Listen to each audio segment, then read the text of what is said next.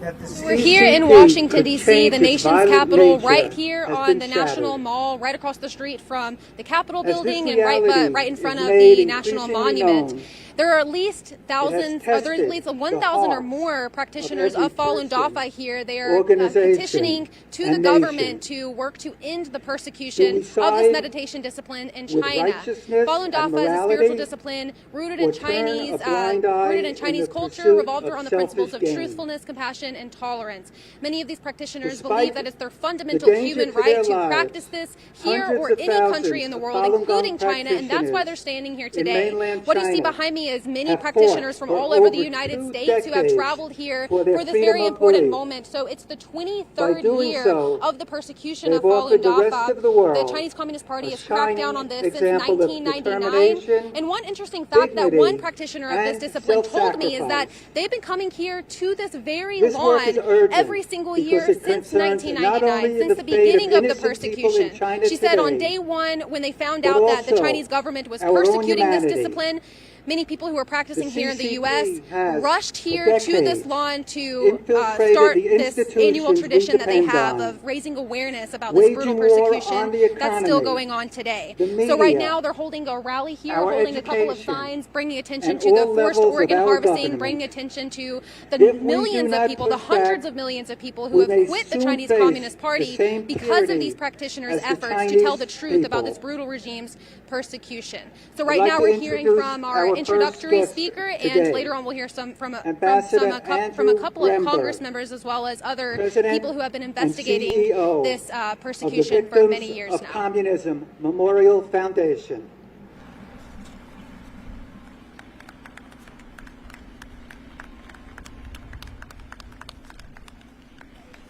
Thank you. Thank you for the very kind introduction. And thank you for welcoming me and allowing me to join you again this year on this beautiful afternoon at this important rally. It's so wonderful to see so many people here. As already mentioned, we are marking the 23rd year of persecution of the Falun Gong by the Chinese Communist Party. And sadly, we at the Victims of Communism Memorial Foundation have worked in partnership with many of you over these years to draw greater awareness and attention to these terrible human rights abuses that are taking place. One of which, of course, is the Chinese Communist Party's most grotesque abuse of forced organ harvesting.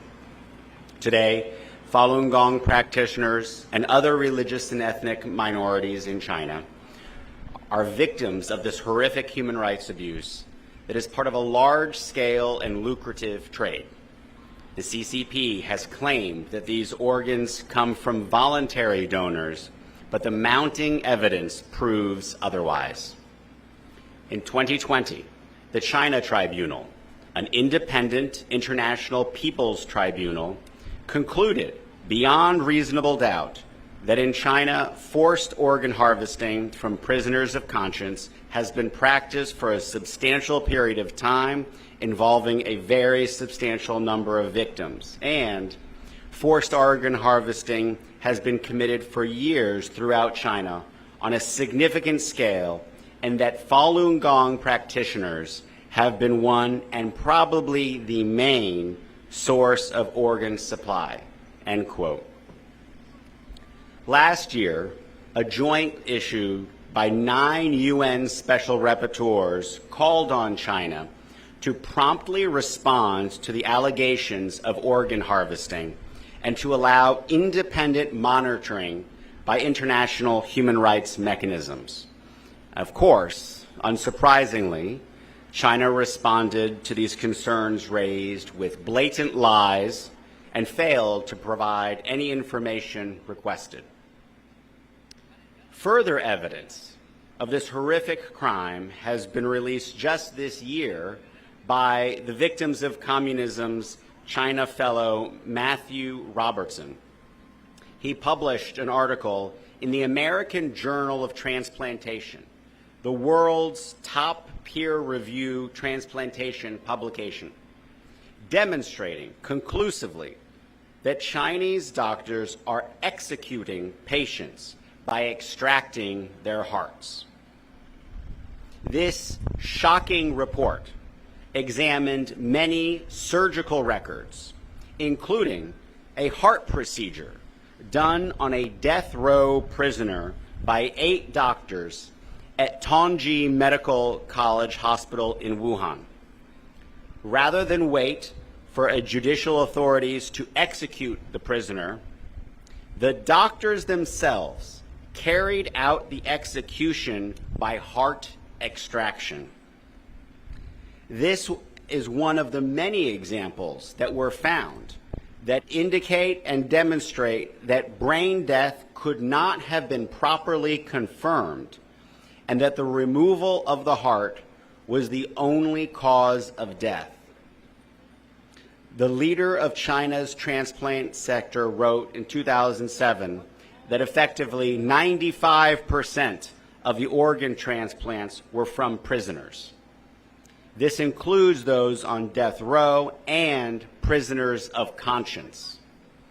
It is now known that due to CCP policies, highly trained surgeons have for decades been turned into executioners of prisoners on the operating table.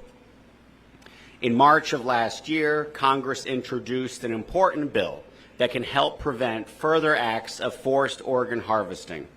The Stop Forced Organ Harvesting Act expands the U.S. government's powers to directly combat organ harvesting by imposing harsher penalties for purchasing organs, imposing sanctions on individuals and government officials in countries that support organ harvesting, and introducing mandatory reporting on human organ harvesting in foreign countries and on U.S. institutions which train organ transplant surgeons. And it's critically important that U.S. health institutions examine their relationships with Chinese hospitals that we have now documented participated in transplantations where they executed the patient. Our organization is urging Congress to swiftly pass the Forced Organ Harvesting Act and for other governments to follow suit. It is important that other countries and members across the international community break their silence. It is shameful how officials across the international community and the UN remain silent to the gross human rights violations happening across China, particularly those of the Falun Gong. We will continue to condemn China's abuses and demand human rights and justice for all the victims of the Chinese Communist Party, including the practitioners of Falun Gong. In closing, I want to again thank you for your bravery and courage in continuing to stand for this fight, for welcoming me here today, and of course I'd like to invite all of you and those watching us to join us here in Washington, D.C. at the new Victims of Communism Memorial Foundation Museum, located 2 blocks from the White House. So please join us in this important fight to bring justice to the victims of the CCP. Thank you very much.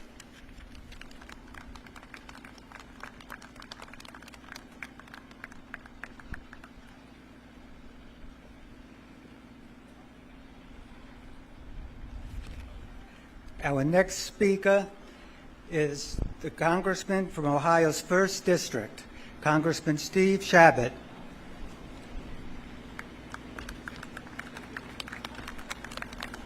Thank you very much. Good afternoon. I'm, as was mentioned, Congressman Steve Chabot, and I'm the ranking member of, and that means the top Republican on the Foreign Affairs Subcommittee on Asia and the Pacific. And I'm proud to be here with my good friend Sunny Liu, who's back there under the umbrella, and she's from my district, which is the city of Cincinnati, Ohio, and the surrounding area. And I'm happy to be here with all of you as we demand an end to the horrible persecution of Falun Gong practitioners by the Chinese Communist Party. Wherever one looks, from the PRC's support of Russia during the war in Ukraine, to its unscrupulous mercantilist trade policies, The Chinese Communist Party is challenging the free world and seeking to supplant our values. But perhaps the CCP's most fundamental failure is in the area of human rights. From Hong Kong to Tibet, from the Great Firewall to genocide in Xinjiang against the Uyghurs, the litany of CCP crimes is too long to recount here today. It would just take too long. In light of that, I believe that this gathering is critically important. Here in Congress, back here right up on the Hill, I've been a long-time supporter of the Falun Gong and your right to practice in China or anywhere that you want to, for that matter. It's been 23 years since the CCP began its brutal crackdown. Of course, all those here are aware of how diabolical, how fiendish the Chinese Communist Party's behavior has been towards the Falun Gong and its practitioners. Rape, murder, even involuntary organ harvesting, as was mentioned by the previous speaker. This crackdown, as I said, has gone on for 23 years. And although many of us have been fighting the evil practice of forced organ harvesting for a long time, not enough of the rest of the world is really aware that this crime is even happening, much less its vast scale. But we are gaining momentum. Since I last spoke at this rally a few years back here in Washington, D.C., before probably some of the same people and probably new people as well, especially thanks to the work of the China Tribunal, the CCP's crimes against the Falun Gong have become much better known, fortunately. In my view, Congress should add its considerable weight to exposing these horrible crimes to the world by taking aggressive action. America is finally waking up to the threat posed by China, and we all need to hear your story, understand how brutal the CCP has been to you, and learn from your experience. Forced organ harvesting is one of the most barbaric practices in human history, and it's past time for real accountability. Today, right now, the civilized world must demand that China end this practice once and for all. God bless each and every one of you. God bless your families.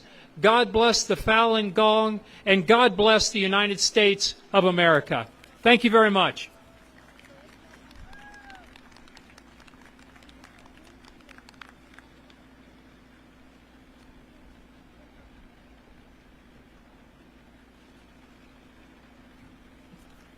Our next speaker is Commissioner Eric Ueland from the United States Commission on International Religious Freedom.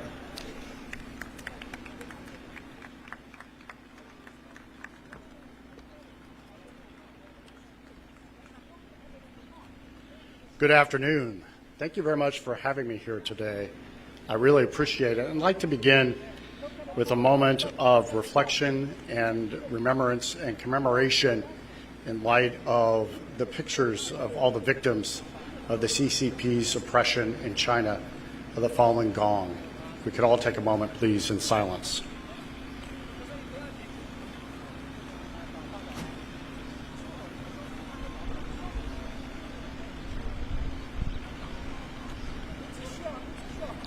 Thank you all very much.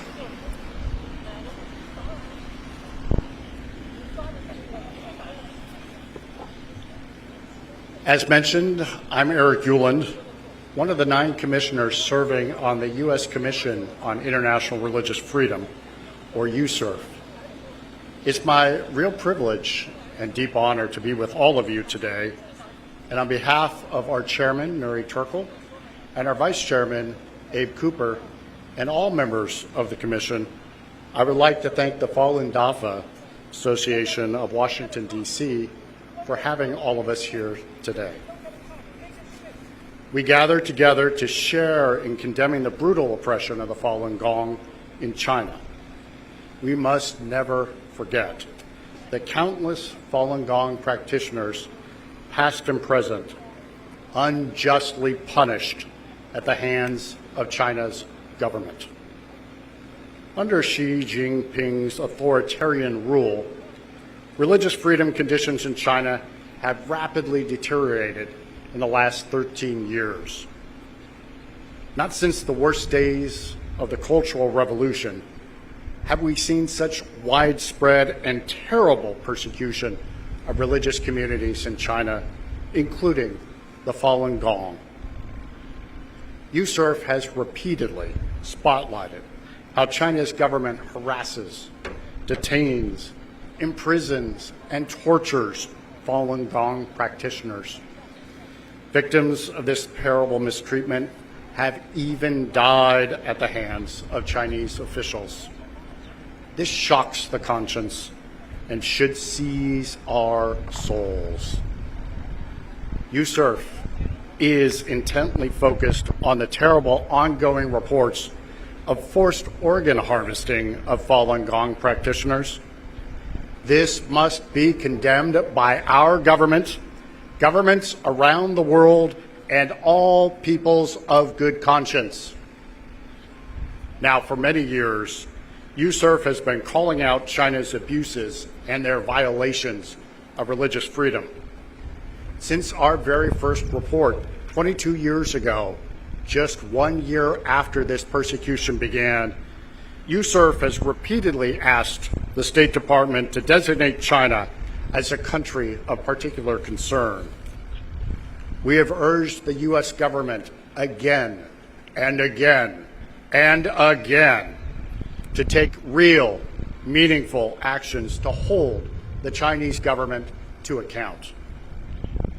Now, we have been gratified when the U.S. government has followed USURF's recommendations. They have consistently designated China a country of particular concern for the last 22 years.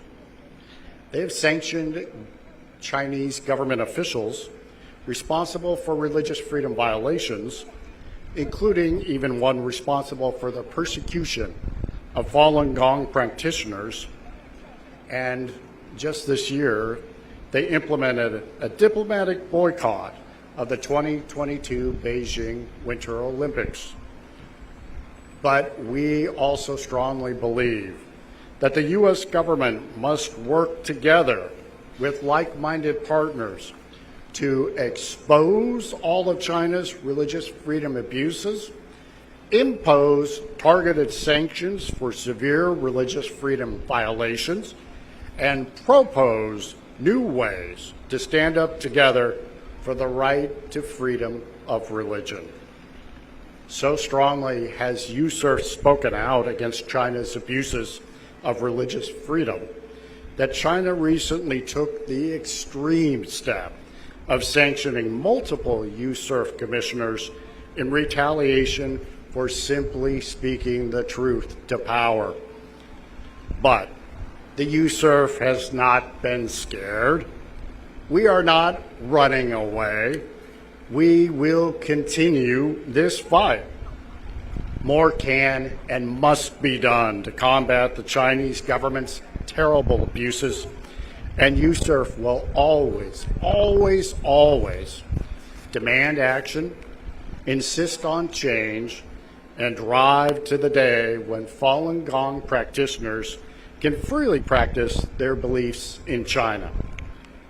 USURF applauds your courage and your advocacy in defending religious freedom in China. Falun Gong believers and believers of all faiths and traditions must be able to worship freely, safely, and peacefully in China. And working together, all of us will ultimately see a better day in China for all people of faith. So on behalf of USURF, and supporting the belief in religious freedom that we all share, with our conscience seized and our purpose strong, I urge all of us in confidence to say, onward, ever onward. Thank you all very much.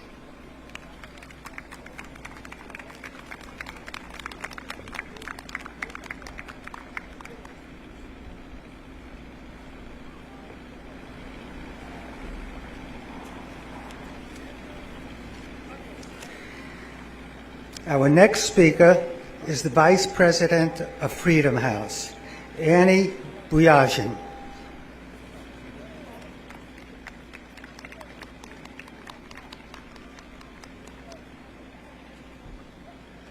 Good afternoon. Thank you to Congressman Shabbat, to USERF, to the Victims of Communism Memorial Foundation for all that you are doing to stand with the people of China and fight for rights in China. It is always an honor to join you for these important rallies, but we shouldn't have to be here. Yet, here we are, once again calling on the Chinese government to end its persecution of Falun Gong practitioners and other religious believers in China. Once again calling on the Chinese government to uphold its own laws and international commitments. As you already heard, under Xi Jinping's leadership, the government has intensified efforts to extend its repression abroad. The Chinese government leads an enormous global propaganda and media influence campaign, attempts to interfere in the exercise of rights around the world, and conducts the most extensive campaign of transnational repression, which is the targeting of critics abroad, of any country in the world. At home, the Chinese government continues to repress and target not only religious believers, but also lawyers, political dissidents, labor leaders, grassroots activists, and even regular internet users. It is, of course, impossible to speak about persecution of religious believers in China without condemning the acts of genocide being perpetrated against the more than 1 million Uyghurs and other religious and ethnic minorities in Xinjiang. But this persecution reaches across communities of faith.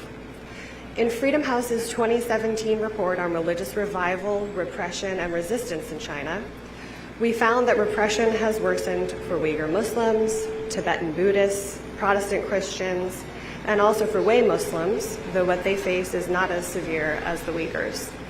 But over the past 5 years, and especially during the pandemic, in addition to the worsening atrocities committed against Turkic Muslims, communities in other parts of China that seemed to have been facing a slightly more optimistic trajectory, like Catholics and Falun Gong practitioners, have seen that reversed. We are about to mark the 5th anniversary of the disappearance of Gao Zhisheng, a Christian human rights lawyer who was brutally tortured in prison. Videos of Gao Zhisheng being tortured have been used to force other prisoners into falsely confessing crimes. And as we know, for those of us gathered here today, brutal persecution of Falun Gong practitioners also continues. Many may not know that some of the architects of repression in Xinjiang perfected those techniques on Tibetans and Falun Gong practitioners. As we already noted, we are here marking the 23rd anniversary of a major Chinese government crackdown on Falun Gong practitioners, but the brutality continues to this day. Wu Xiuhai, a 59-year-old adherent, has been sentenced to nearly 4 years in prison for sharing a video about Falun Gong with 2 contacts on WeChat. She is currently being held at Fujian Province Women's Prison. More broadly, religious believers and activists on behalf of the rights of ethnic minorities continue to be key targets subject to high-tech surveillance and prosecution for what they write on applications like WeChat. We've covered multiple cases of Tibetans who have been sentenced to prison for writing about issues related to their culture or faith on the app in our China Media Bulletin, which we encourage you to check out. One trend that deserves great attention is the precarious situation for religious freedom in Hong Kong. Following adoption of the national security law 2 years ago, we have seen a wide range of rights related to elections, media freedom, freedom of assembly, due process, and political participation be suppressed in Hong Kong, resulting in dozens of prosecutions. But now and over the coming year, the authorities in Hong Kong and Beijing may be turning their sights on religious communities, especially Catholics and Falun Gong practitioners. The arrest in May of Cardinal Zen in Hong Kong was a watershed moment in that regard. But despite the grim reality faced by religious believers in China and Hong Kong, we are not without hope. Despite tightening controls, millions of religious believers of all faiths defy official restrictions in daily life or engage in some form of direct protest, at times scoring significant victories. Believers have responded to CCP persecution with tenacity, nonviolence, and creativity, and have helped secure the release of detainees. The United States has banned the importation of goods made with forced labor in Xinjiang, but more must be done. Today, we call for the release of all those wrongly detained and for the closure of the prison camps in Xinjiang and elsewhere in China, and we stand in solidarity with the victims of religious persecution. We call on the U.S. government, businesses, and all those listening today to do all they can to stand with the people of China, bring accountability to the officials perpetrating abuses, and stand with all those attempting to defend and uphold rights in China and ultimately end persecution. Thank you for all you are doing. We are with you.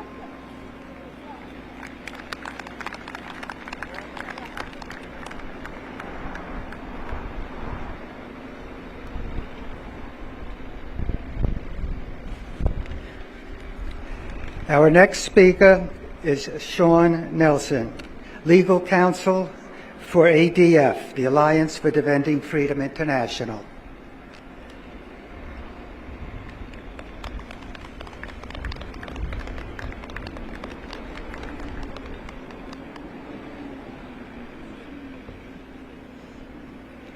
Hi there, and thank you all for welcoming here and allowing me to speak. Thank you to Falun Dafa and the absolutely incredible activists and human rights defenders who are here to fight for freedom of religion or belief for everybody. It doesn't matter where you are, it doesn't matter what you practice, it doesn't matter what you believe, but that no matter who you are, you shouldn't be persecuted for your faith. You shouldn't be imprisoned, harassed, tortured, killed, or most shockingly, having your organs harvested. These atrocities have to end. So my name is Sean Nelson. I'm legal counsel for global religious freedom at ADF International. ADF International is an international faith-based legal organization that works to protect and defend fundamental freedoms worldwide. And that includes, and especially includes, religious freedom. Because we know that, as former Ambassador at Large for International Religious Freedom, Sam Brownback, said in Hong Kong a few years back, we know that the Chinese Communist Party is engaging in a war against faith. And we know that many of the tactics that they have used against Uyghur Muslims, against Chinese Christians, against other religious groups, those were started, the experiments were begun against the Falun Gong. Every year you have 100 Falun Gong who are persecuted and killed by the Chinese Communist Party. Every year you have thousands who are arrested and interrogated just for practicing their faith, practicing their beliefs, and wanting to live those out freely. It's incredibly heartening to see so many of you out here standing up for the defense of religion and belief, peacefully practiced anywhere, and standing up against the Chinese Communist Party, which wants to make sure that anybody who doesn't see the Communist Party as the center of their life, who practices anything that the Chinese Communist Party doesn't agree with, they want to make sure that you're silenced. And the amount of proof now to show the forced organ harvesting that happens to people like Han Yu's father over a decade ago, the amount of proof is overwhelming and undeniable, and major international institutions and organizations are recognizing it and are joining with you in your fight for freedom. And so one thing that can be done here, right now, over here at the Capitol, at Congress, in front of the Senate right now, is a bill called the Stop Forced Organ Harvesting Act of 2021. It has wide bipartisan support, and it should be passed by the end of this year to make sure that America stands with anyone who is being persecuted because of their faith or their belief. That's what this country is about. That's what international law protects. That is what all of you are fighting for. And I'm glad to join you in that fight. God bless you all. Thank you.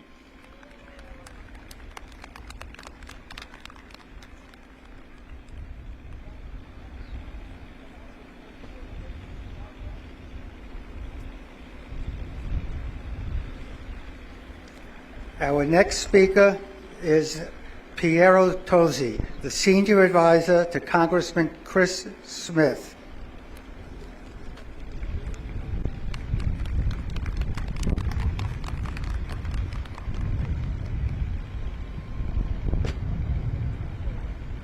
Well, thank you very much. On behalf of Congressman Chris Smith, I send my well wishes to you.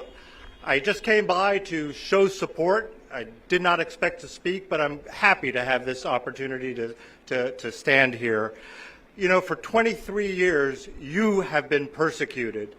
And the reason is because on that day, 23 years ago, where you showed up to demonstrate and stand up for your human rights, for your rights to freely practice your religion, the Communist Party of China realized that they could not control you. And whatever the Communist Party cannot control, they will seek to destroy. So I commend you for your courage, for your witness, for freedom, for religious freedom, not just for yourselves, but for all those who are oppressed within China. Now, my friend Sean Nelson here mentioned recently a bill that has been introduced in Congress, both on the Senate side and the House side. Senator Cotton on the Senate side and Congressman Chris Smith on the House side. H.R. 1592 is the House version, and it addresses the horrific practice of organ harvesting. It's totally brutal, and sadly, it is you, the Falun Gong, who, because of your clean living and good health, have been targeted by this horrible, horrible practice. Our commission, the Tom Lantos Human Rights Commission, which is chaired by Chris Smith on the Republican side and Jim McGovern on the Democratic side, we held a hearing. This is one of over 75 hearings that Chris Smith has held on human rights in China. And it went in depth, documented the horrific practice of organ harvesting. It really shocks the conscience, and it is you who first brought this to light. So with that, I just want to encourage you to continue to do what you do. And thank you very much for your witness. Falun Dafa, wan sui, wan sui.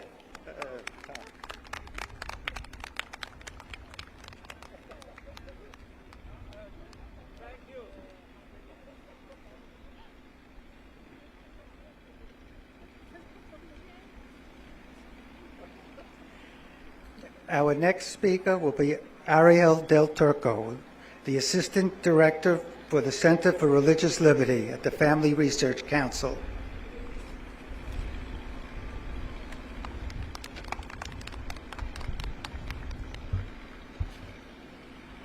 Good afternoon, everyone. It's an honor to be with you today.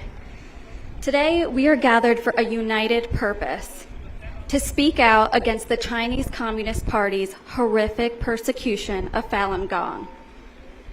The Chinese Constitution claims that its citizens enjoy freedom of religious belief. Yet for decades, the CCP has banned the practices of Falun Gong practitioners and wrongly maligned them, though they simply wanted to peacefully practice their beliefs. Those who practice Falun Gong in China are subjected to shocking violence. They are harassed, arrested, beaten, and even killed through the brutal practice of forced organ harvesting. Many of you here today know about these tragedies firsthand. The CCP's oppression of Falun Gong practitioners is unacceptable. Every individual has the right to choose what they believe and to live out their faith, even if that faith is not recognized by the CCP. Religious freedom is a fundamental human right owed to all people. And as a country that wants to participate on the world stage, China has an obligation to respect it. Through its persecution of Falun Gong, as well as Christians, Uyghur Muslims, Tibetan Buddhists, and others, the CCP has made clear that it does not respect any individual's right to choose their faith and to live according to the dictates of their conscience. For some, religious freedom is a matter of life and death. It cannot be a feel-good side issue to foreign policy. It must be front and center. The reality is that the Chinese government is not just a competitor of the U.S., it is the biggest threat to human rights in the world today. The U.S. occupies a powerful position in the world, and we ought to rise to that moral calling. Congress can start by passing the Stop Forced Organ Harvesting Act, introduced in both the House and Senate, and sponsored by Senator Tom Cotton and Representative Chris Smith. This bill would expand the U.S. government's power to combat organ harvesting. We must stand up against the persecution in China, both for the millions who have already suffered and for the millions more who face increasing repression every day. Human rights are inherent. They are granted by God alone, and despite its political strength, the CCP does not have the authority to erase them. We cannot watch these abuses in silence. Today, we demand religious freedom in China for Falun Gong practitioners and all people, and we demand that the CCP be held accountable for its actions. Thank you all for coming today and for being a voice for those who cannot speak up for themselves. Thank you.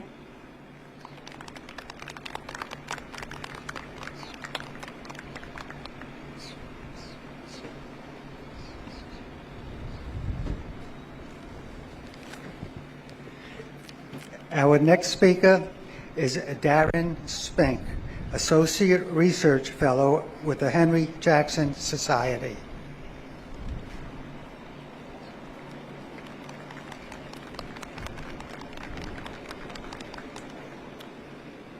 Thank you and good afternoon. I just want to thank the organizers for inviting me to speak on this very important topic. And I'm going to try to keep my comments short and sweet on this hot Washington summer day because we have so many other distinguished speakers that are waiting to voice their opinions and provide their recommendations on this as well. I'm just going to briefly discuss first why the persecution of Falun Gong practitioners matters to non-Falun Gong practitioners, and second, what needs to be done by our elected officials to end this horrible persecution.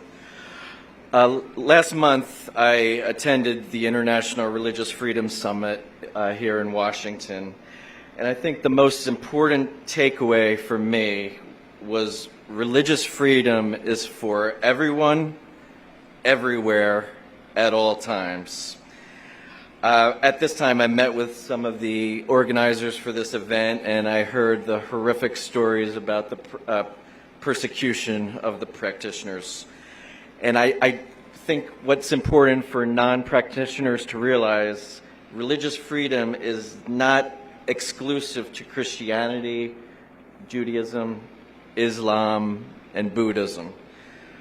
The world has heard about the documented atrocities against the Uyghur Muslims in Xinjiang, and the West took appropriate action. Washington, London, and Brussels have begun to decouple supply chains from this region, and they're holding CCP officials accountable. It is now time that Washington, London, and Brussels investigates reports of genocide against Falun Gong practitioners and take similar action. It is already abundantly apparent that Falun Gong practitioners are targets of mass internment, disappearance, torture, and organ harvesting. There are credible reports to move forward with stronger actions to hold the CCP and officials responsible. The Hudson Institute reported this past January that religious minorities, including Falun Gong practitioners, are subject to medical examinations upon arrest. Results are then imported into a living organ source database. This proves intent for genocide. In June 2021, UN human rights experts expressed alarm that religious minorities, including Falun Gong practitioners, were used as living donors with their hearts, kidneys, livers, and corneas harvested. A May 2022 report in the Wall Street Journal found that doctors in China removed organs from living patients who were not yet declared brain dead. There were reported incidents at 56 PRC hospitals. And despite Freedom House's finding that hundreds of thousands of Falun Gong practitioners were sentenced to labor camps and prison terms, enough still has not occurred. An independent London tribunal has found that crimes against humanity against the Falun Gong and Uyghurs has been proved beyond reasonable doubt.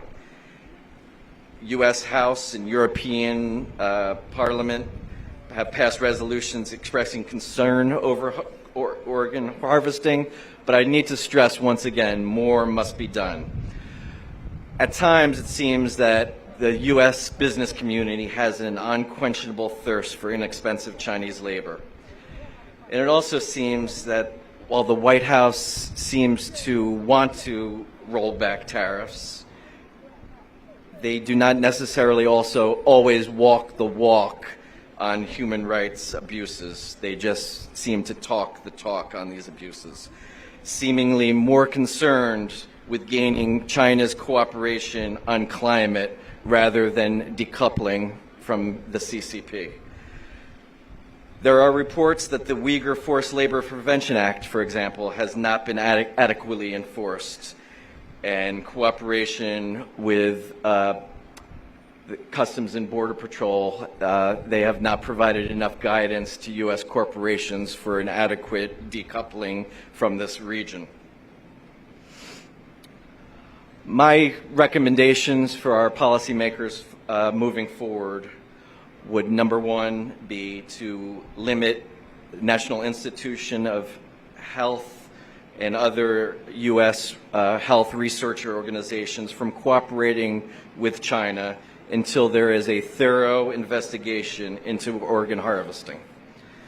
Second, in PRC regions where organ harvesting is confirmed, the West must initiate export controls, investment restrictions, and other economic measures to ensure that the U.S. government and the American business community do not contribute to this genocide.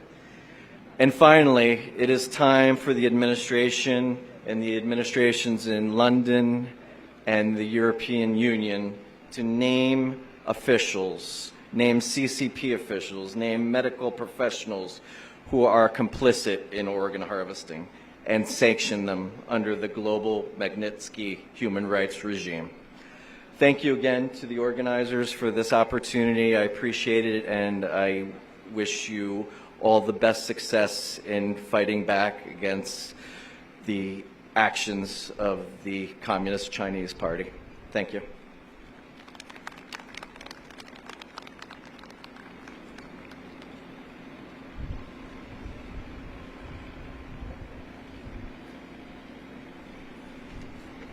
Our next speaker is Christina Sturgeon, Assistant to the Executive Director of the Jubilee Campaign.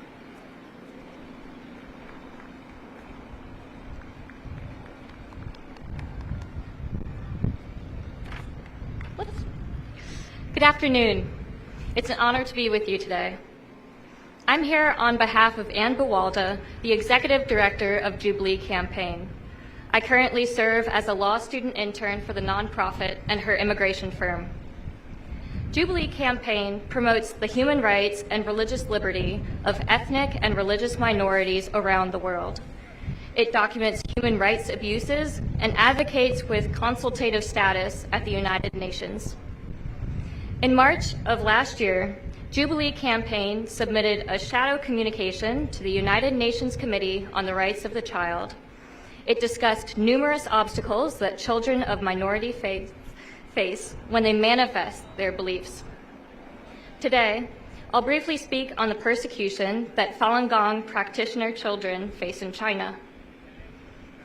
It's widely known that one of the most reprehensible human rights atrocities taking place is the forced organ harvesting of living Falun Gong practitioner detainees in China. What often goes unnoticed, though, is the subtle messaging that pervades an environment that therefore provides a path for something as weighty and horrific as organ harvesting. The persecution of the youngest and most innocent is very indicative of the country's mentality and capacity for greater harms. Under CCP political orders, all post-secondary schools across China require students to prove that they've adopted the correct attitude on Falun Gong as a condition of admission. Some school children have been encouraged and sometimes even coerced into slandering Falun Gong at schools and defaming their classmates who are outed as Falun Gong practitioners. If students refuse to do so, they risk being expelled. These attitudes and actions stem from the state's systematic indoctrination of Communist Party ideals to toddlers, which demonizes competing belief systems. As for some specific examples, Vivian started practicing Falun Gong at the age of 13. One night, while sleeping at her boarding school, she was woken up by classmates hitting her and telling her that she was insane for proudly practicing Falun Gong. These classmates attempted to persuade her to commit suicide by jumping out of her bedroom window. A 13-year-old was arrested for distributing information about Falun Gong at school. The police beat her and sent her to a brainwashing center where she was interrogated. This middle schooler started a hunger strike in protest, so the police force-fed her for 2 weeks. She wasn't allowed to go back to school. In addition, many children end up being left unattended and sometimes homeless because their Falun Gong practitioner parents are arrested, detained, or even killed. One girl, Yisha, described the terror she felt at the onset of the persecution of Falun Gong. Throughout her childhood, Yisha continually feared that her mom would be arrested. So anytime her mom didn't return home from work on time, she'd look out the window and cry, fearing the worst case scenario. Eventually, her nightmare did come true. China's persecution of Falun Gong since 1999 aims to get ideological control of the masses. The government equates pro-atheism with pro-communism and therefore pro-China. China's constitution in Article 36 states in part, citizens of the People's Republic of China enjoy freedom of religious belief. No state organ, public organization, or individual may compel citizens to believe in or not to believe in any religion, nor may they discriminate against citizens who believe in or do not believe in any religion. Clearly, that platitude doesn't align with reality. Although China ratified the Convention on the Rights of the Child in 1992, it has continuously violated 4 key provisions within it pertaining to the nexus of religion and children. Article 2 says the state is supposed to ensure children are protected against discrimination or punishment because of their opinions or those of their parents and families. Article 13 says that the child shall have the right to freedom of expression, including seeking and imparting ideas. Article 14 is where state parties are to respect the rights of the child to freedom of thought, conscience, and religion, and also respect the rights and duties of the parents to provide direction. Article 30, stating children of ethnic, religious, or linguistic minorities shall not be denied the right to enjoy his or her own culture, to profess, and to practice it. All of this matters because a threat to one religious person is a danger to us all. Lives are on the line, and we need to keep speaking out. Thank you so much for being here and sharing your support.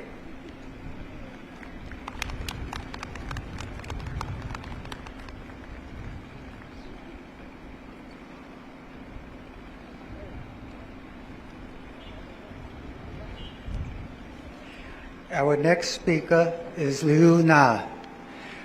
She is a victim of the persecution of Falun Gong. She's here to tell her story.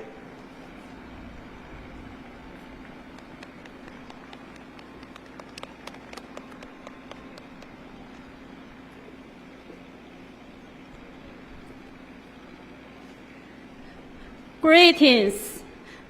My name is Liu Na. Today I stay here to call for stopping the persecution of Falun Gong. On the morning of July 11, 2022, my sister Lü Wei and her husband Fu Minhua, who live in China, were kidnapped from home by the police from Harbin Public Security Bureau, Heilongjiang Province, just because they practice Falun Gong. My sister Lü Wei used to be a high school teacher in Harbin. This is the 4th time that my sister has been arrested because for practicing Falun Gong. The first time was in October 1999. She was detained for 2 months. The second time was in December 2000. She was detained for 1 year. The third time was in 2007. She was detained for 1 month and dismissed by the school. The CCP's persecution of Falun Gong is illegal. Those who are responsible for the persecution of my sister and her husband are Wang Guohui, Director of the Public Security of Nangang District, Harbin City; Wen Hongyu, Secretary of the Politics and Law Committee; Zheng Baoming, Director of the Railway Public Security Bureau; Wang Yun, Director of Baojian Road Police Station; Feng Yang, Director of Liaoyuan Police Station; Wang Jiwei, Deputy Director of Liaoyuan Police Station; and Sun Tiesong, Guo Shengrui, and Huang Ao, policeman of Baojian Road Police Station. My sister Lü Wei is only one of hundreds of thousands of Falun Gong practitioners who have been and are being persecuted in China. As a Falun Gong practitioner, I hope the American government and all kind of people will help us to stop the persecution and to see all Falun Gong practitioners in China released. Thank you.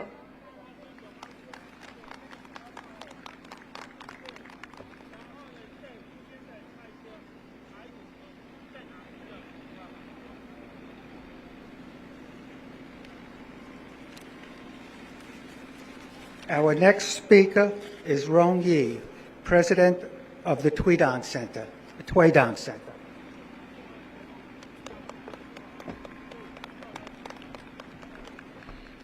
Greetings, everyone. It's my great honor to be here today, honoring 23 long years of courage in the face of the persecution. First of all, I'm very excited to share with you a great news. At the current rate, in about 2 weeks, the number of Chinese people who quit the CCP will reach 400 million. That's a remarkable step in our 17 years efforts of helping Chinese people realize the evil nature of the CCP and persuade them to quit the CCP. The Quit CCP movement, also called the Tuidang movement, is China's biggest grassroots movement. 400 million Chinese sons and daughters have renounced the CCP. This is a really remarkable step, and it's a milestone that will bring China great changes. A free China is in the making. The CCP came from the West like a ghost haunting a land, has brought to the world a century of disasters. Through deceit and violence, it has deprived the Chinese people of basic human rights and freedom. The ultimate goal of the communism is to destroy the world. Facing the evil persecution over the past 23 years, Falun Gong practitioners have always adhered to their beliefs of truthfulness, compassion, and tolerance. While fighting against the severe persecution, Falun Gong practitioners in China have suffered from brainwashing, re-education through forced labor, live organ harvesting, torture, and even loss of lives. Those did not stop them from widely spreading non-commentary on the Communist Party and persuade people to quit the CCP. 400 million Chinese people quitting the party is one of the countless miracles in the world created by Falun Gong practitioners in the past 23 years. The CCP is heading for complete disintegration due to the persecution of Falun Gong. CCP endangers the world. More and more people have realized that it's most critical to end the CCP. While the Quit CCP movement focuses on Chinese people, the Global Service Center also initiated the campaign to end the CCP and the Chinese Communist Party in June 2020. So our volunteers from New York and other areas have organized cars and trucks touring around America and the world. And we have traveled like 15 miles from all over the country. So 1,000 volunteers tirelessly to share and tell people about the CCP. About 2.4 million people around the world have signed the petition. Now it's more critical. Please allow a critical time for me and for everybody of ours to support the end of the CCP. So let's call for international global efforts to end the CCP and the evil Chinese Communist Party. Thank you very much.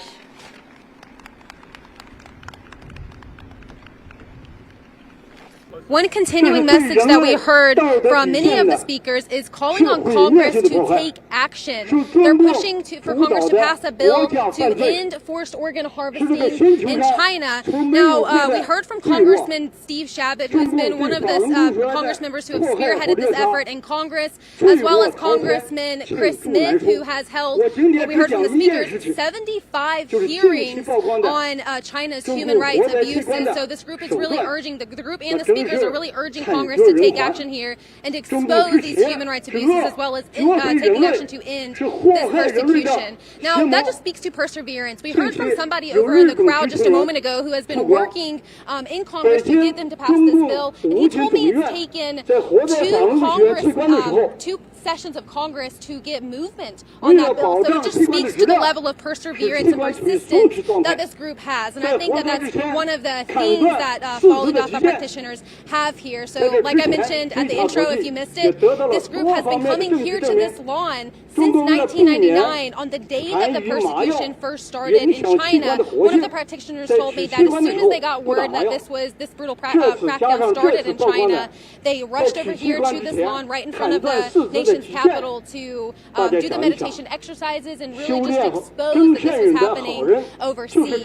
So the day is actually pretty hot out here. Just to give you a sense for how it feels, all of these thousands of practitioners from all across the U.S. have been standing out here for over an hour just holding these signs to really raise awareness. And this just speaks to how dedicated they are to exposing these human rights abuses and exposing the fact that this practice is persecuted in China. Now, after standing out here in the hot sun for so long, they will be headed into a parade straight after this. So the perseverance continues even then. They're going to be carrying these signs down the middle of Washington, D.C. They do this every year to raise awareness and hopefully raise the awareness of bystanders who may not know that this persecution is happening. So in about half an hour, this group will head to that parade, and we will be covering that live for you, so stay tuned.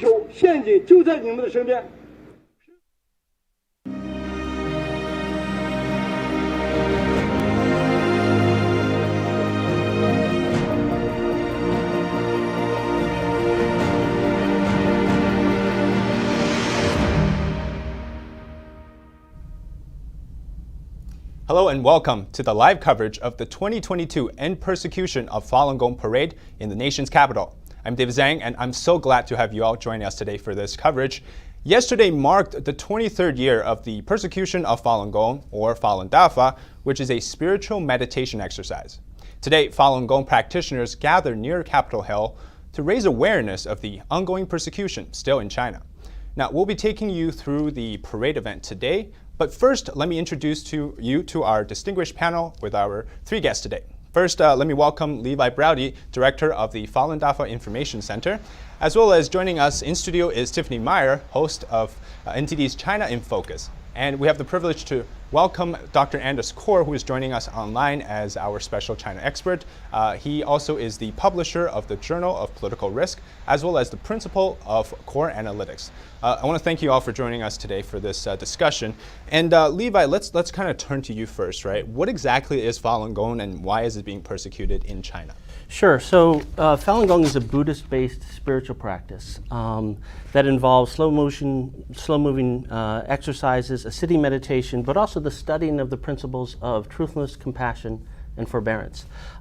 It was first made public in China in 1992 and immediately became very, very popular, primarily because of health benefits. So people always started to tell their friends and family because they were getting very, very healthy, chronic illnesses were going away.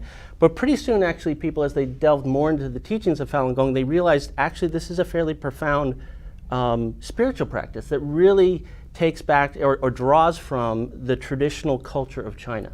Okay, and we have the very good honor to listen to some of the beautiful on-the-ground music from the Tango Marching Band. So let's just bring in our live coverage here on the ground near the National Mall and listen to the Tango Marching Band perform their music.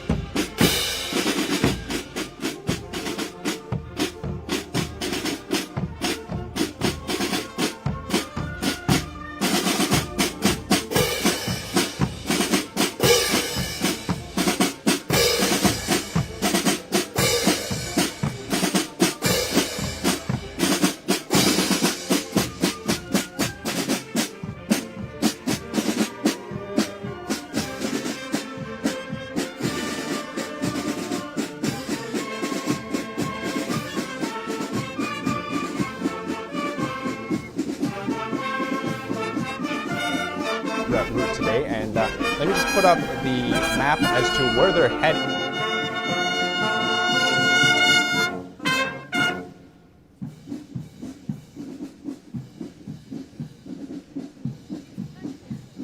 Here down Pennsylvania Avenue. And the destination for today's parade will be near the Freedom Plaza, which will be very much near the Washington Monument as well as the White House.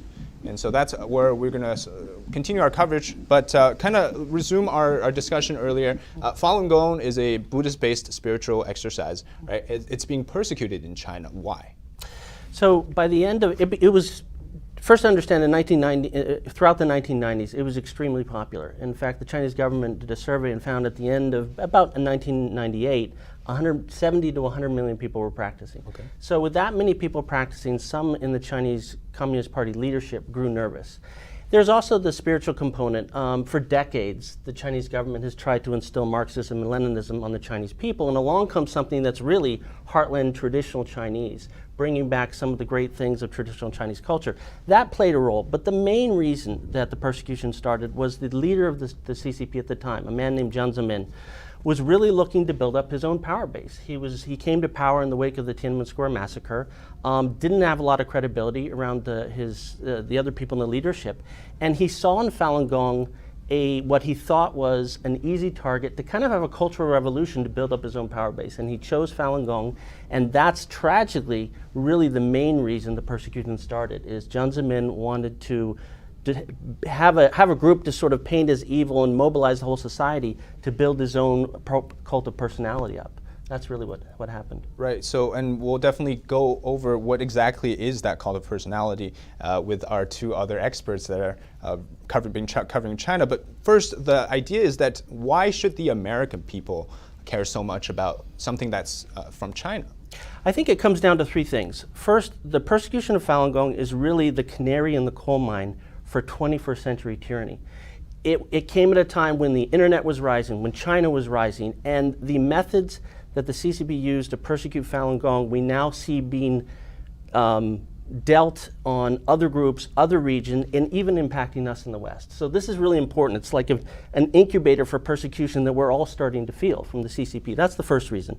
The second reason is the Falun Gong, out of the Falun Gong community, both inside China and outside China, came voices and activism and organizations that really became the largest whistleblower of the CCP's crimes on the world stage. And so that's been very helpful for the world community because it's helped us understand the nature of the threat.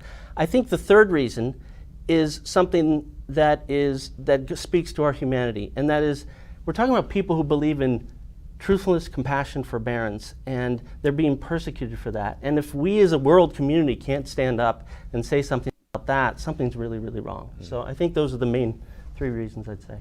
Now, of course, if you're just joining us right now, this is the live coverage of the parade to call for the end of persecution of Falun Gong in China. And as we can see here, leading the way is a large banner that says Falun Dafa is great. Now, throughout the parade today, you're going to see all kinds of different banners. Some of them will be in English, and some of them will be in Mandarin Chinese, so I'll break that down for you as well. Tiffany, let me turn to you now with kind of the question maybe many people would have, which is, what was the relationship between Falun Gong and the Chinese government? Also, to begin, kind of, Levi covered that a little bit, right? When it first started in, say, 1992, it was very popular. And actually, at the time, there was kind of this Qigong craze happening in China. So there's a lot of excitement and involvement in this. So even the Chinese regime and state media was promoting this, because as Levi mentioned, there's a lot of health benefits to it. And then, as he also mentioned, right, it became really popular. So a lot of Chinese Communist Party officials were also practicing this, right? A lot of people wanted to become healthier, but they also really liked the moral component to it. But with the Chinese regime, right, they're atheist to begin with, and so they can't stand anything that threatens their thing. They can't have anything that's a higher authority than them. And so based on the Marxist-Leninism, there's a lot of struggle involved. And so Jiang Zemin, as Levi mentioned, wanted to build his own power base. And so he saw this massive amount of people that had more numbers than were in the Chinese Communist Party, and he saw that as a threat to his power and his party. And so basically overnight, on 7/20 in 1999, they just started this overnight campaign where all the state media, every state organ, everything like schools, companies, just cracked down. We're like, you can't do this. And so no one had ever seen that. It's like if you're just doing yoga, right, for your own benefit, and then suddenly it's illegal. So that's interesting because China is the only place or a country that you cannot practice Falun Gong legally, right? seems like everywhere else in the world you can. Why is that? Well, so it kind of goes back to the Chinese regime's build and stuff. So anything the Chinese regime can't control, they're like, either we have to change it so that they agree with us, or we have to destroy it. So that's what you see with Falun Gong especially, because you can't control hearts, right? You can't control what people believe. They try. I mean, after the Tiananmen Square massacre, they realized, oh, they could kind of silence students quite easily. But they realized with Falun Gong, they thought it'd be like a 3-day thing. They could just wipe them all out, silence them, but that didn't quite play out. I see. Okay. Dr. Kaur, let me just get this kind of sorted out here. Today is the 20th, or yesterday actually, marked the 23rd year the persecution has been ongoing. Why do you think the persecution hasn't stopped yet?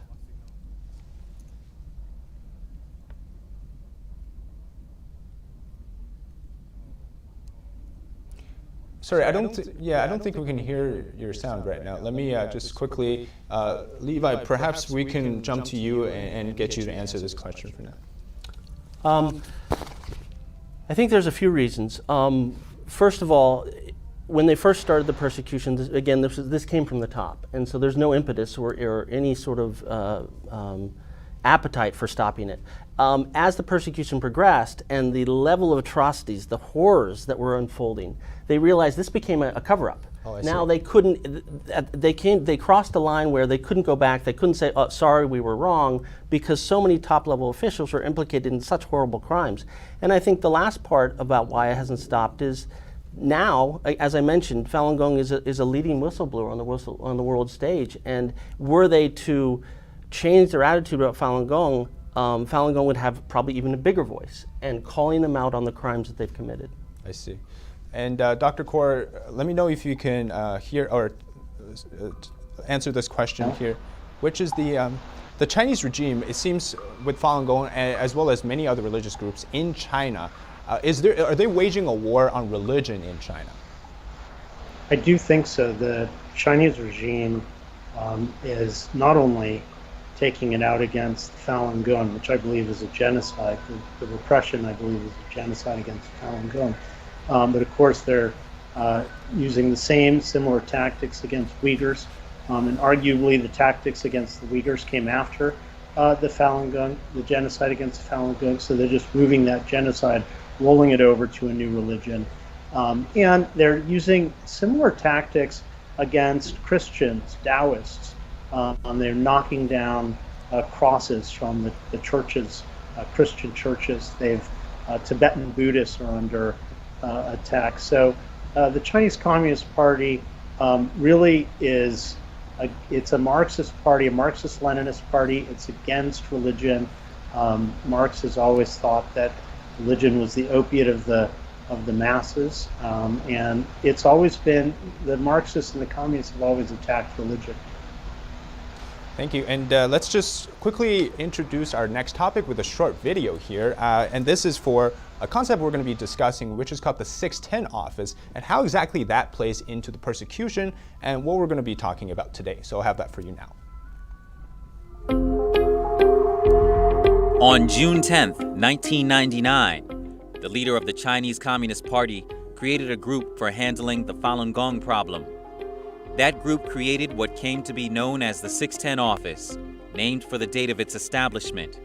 Since then, the 610 office has overseen China's nationwide persecution of Falun Gong. The 610 office exists above Chinese law.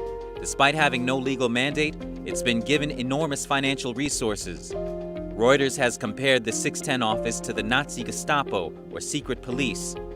The 610 office has deep ties to the Chinese police, labor camps, state-run media, the court system, schools and universities, and even Chinese embassies around the world, directing them to carry out the Communist Party's persecution of Falun Gong. For nearly 23 years, the 610 office has been responsible for the mass surveillance, arrest, detention, and torture of millions of Falun Gong practitioners in China.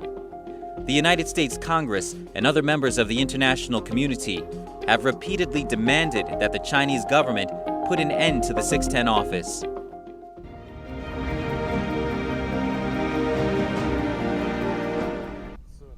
And thank you for coming back and joining us for the live coverage of the 2022 End Persecution for Falun Gong Parade in Washington, D.C. Levi, I turn to you now for the video we just watched, which is about the 610 office, right? I've heard terms described as the Chinese version of the Gestapo or the secret police, the SS. Define for us, why is a special task force needed for the particular case of Falun Gong, persecution of Falun Gong? Well, I think it goes back to what was happening in the 1990s. You know, Falun Gong was a household name, widely popular. So how do you take a group like that and target them when a lot of the security apparatus, the police officers, the police chiefs, some of the intelligence officers themselves are practicing Falun Gong. Their families are practicing Falun Gong. So how do you solve that problem? What Jiang Zemin realized is he needed to create a completely separate apparatus that reported directly to him outside of the constraints of the Chinese government.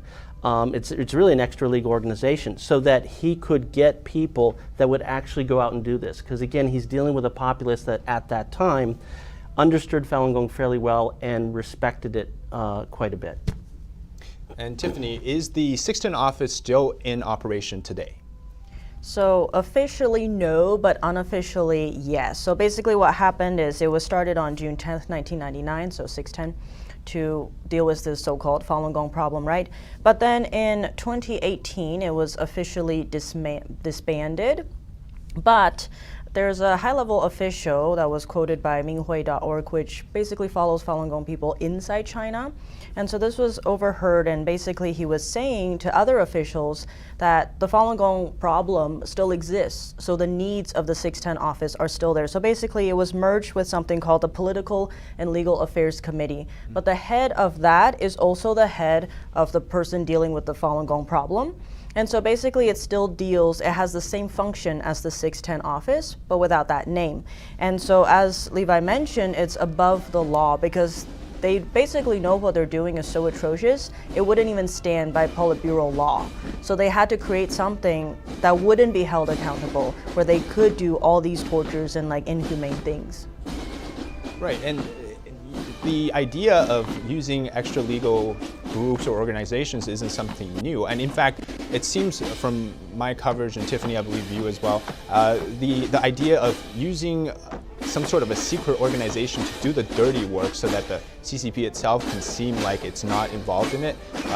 Seems like Hong Kong was a prime example of this. So Levi, what were some of the aftermath, if we can call it lessons, but some of the things that they learned through the 610 system that they've utilized now in China to suppress other groups?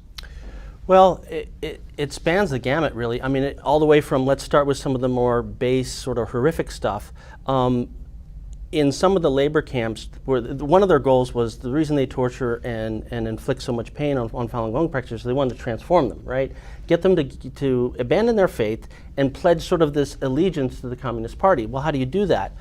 Torture is not as simple as it is on TV. Right. And they actually refined these methods against Falun Gong, particularly in a labor camp called Masanja. And once they got proficient at it, they would actually have people tour the country and train other labor camps to do that. So that's one example of something that came out of the 610. And of course, as I mentioned, this is now not just a Falun Gong. They're now employing these techniques on Uyghurs and others. I think another thing that came out of 610 is the surveillance aspect. And again, over the last 20 years, technology has changed a lot. 610 and their monitoring and surveilling of Falun Gong has greatly evolved along technological lines, creating databases, tracking movement, and both online and in the real world. And that's another outcome of what 610 has done to Falun Gong.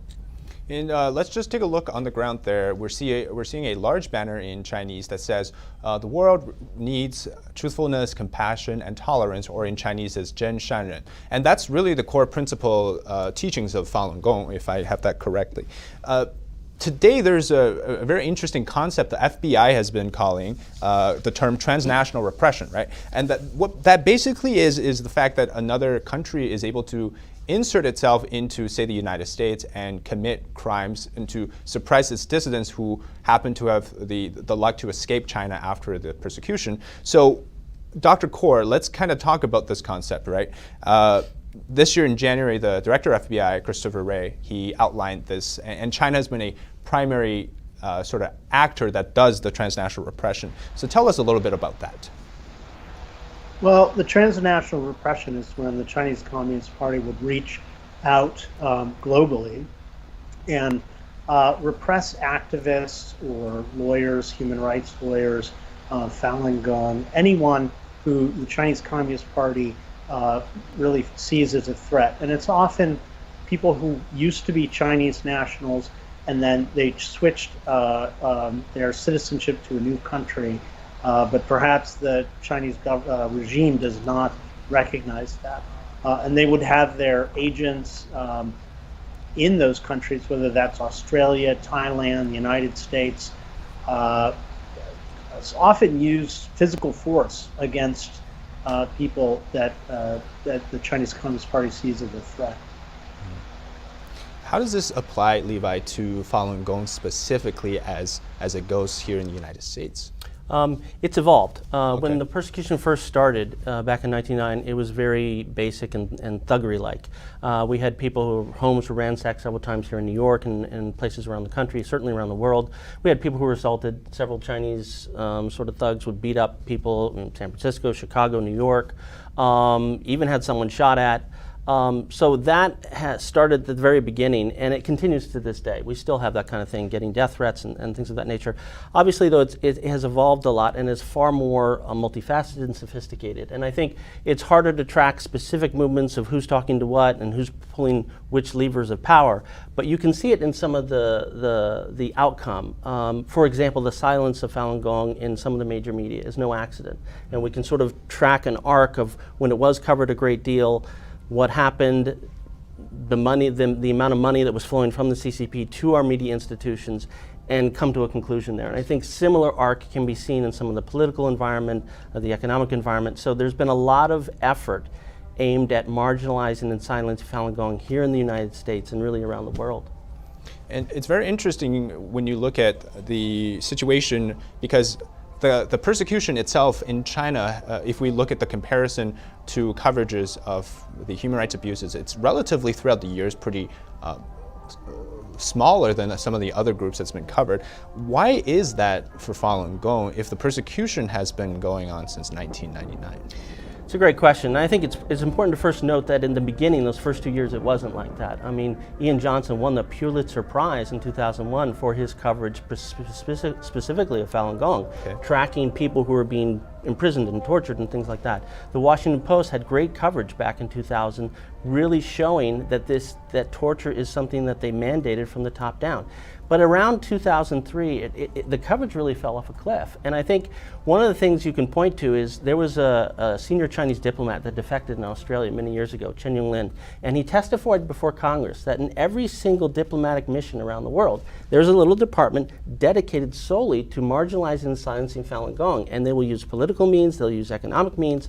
So that's the level of focus and energy and resources they've thrown at silencing Falun Gong. And I think when you look at the media coverage, the coverage of human rights groups has been consistent for the last 20 years. Every year they report on this, and then the media coverage has fallen off. And I think you really have to point to that, the amount of focus and resources they've put on, through those diplomatic missions, into our companies, into our leadership, unfortunately. And if you're just joining us now, the parade is happening where the group will start the parade from near the U.S. Capitol, but they're making their ways down Pennsylvania Avenue towards the Freedom Plaza, which will be the destination. And you're seeing some of the banners here that says Falun Dafa is great, as well as behind that, the blue banner actually says the three characteristics of the Falun Gong practice, or the focus, which is truthfulness, compassion, and tolerance. And Tiffany, I want to turn to you here. The audience members that are listening to us, watching us right now, they might be wondering, how is the Chinese Communist Party allowed to continue to harass some of these people, even around the world, but here in the United States? And what does this mean for the persecution still ongoing inside China at the moment? So for the first part, kind of as Levi mentioned, the Chinese regime really kind of developed a really wide digital surveillance to follow and track these people. And that expands even if you've left the country. If you're now a US citizen, they'll still harass you. If you have any family members in China, there's even cases with universities where students are writing, say, a thesis on democracy, comparing different countries, and their family is targeted. They're not even anyone of faith, just writing about something negative about the regime. It's gotten to the point where a lot of universities blank out the students' names on their papers. And so that's just like the level that it can reach. And so the Chinese regime's really trying to push this fear abroad. So wherever you are, even if you're not in China, you're going to be afraid to speak up. But inside China, right, that's why it's so important to speak up. Because if you have that outside pressure, then you do see the persecution in China lessening a little. So it's like if you have a big documentary come out or a big film about it, you then sometimes do see those people portrayed in it being released. Like families calling back, they really do find, oh, they have now been released. So it really does make a big difference when it's outside. And I guess the sad thing, right, it's like it's been 23 years and it is still ongoing even to today. And a lot of it is very dark, right, as I'm sure we're going to cover later with. Yeah, of course. And Dr. Kaur, the question is, how should the United States really respond to this situation? Well, what's interesting is that the United States is, in a way, responding in the same way that our media is responding, which is a blackout of the information. So the State Department recently released, in the past couple of days, a big human rights report, and I counted Uyghurs were mentioned dozens of times, and Falun Gong wasn't mentioned a single time, which was disappointing. So we really see the same kind of blackout in the U.S. government. What we should be doing, what the U.S. government should be doing, is publicizing the persecution, labeling it, designating it a genocide, which is what we've done for the Uyghurs. And really targeting sanctions not only against individuals and regions as they have for the Uyghurs, but really sanctioning the entire country. I mean, the genocide of the Falun Gong and Uyghurs is being driven from the very top. Xi Jinping is, and the Chinese Communist Party as a whole, are driving these genocides. And so China as a whole should be sanctioned economically.